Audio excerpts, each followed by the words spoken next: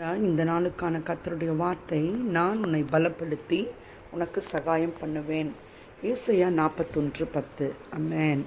இந்த இடத்துல பலன், ஒரு பலன், நம்ம சோர்வடையும் பொழுது, நமக்கு பலனே இல்லை, ஒன்றுமே செய்ய முடியாது அப்படின்னு நினைக்கும் போது ஒரு பலன் நம்மளை வந்து நிரப்புமானால், அந்த பலன் எப்படிப்பட்டதென்றால், அவர் உங்களுக்காக சகாயம் பண்ணுவாராம்.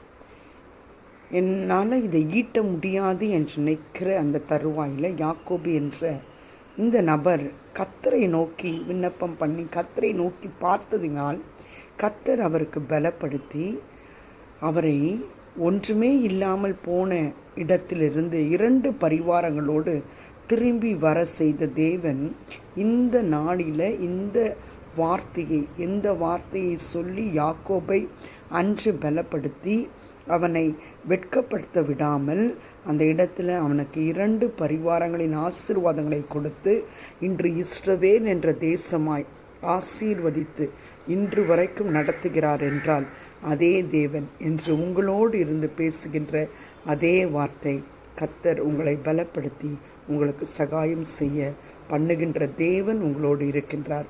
உங்களை மேன்மைப்படுத்தி உங்களை ஆசீர்வதிக்கிற வல்லமை உள்ள தேவன் இந்த வார்த்தையினால உங்களை இன்று பலப்படுத்துகிறார். Receive it in the name of Jesus and be blessed. Amen. God bless you.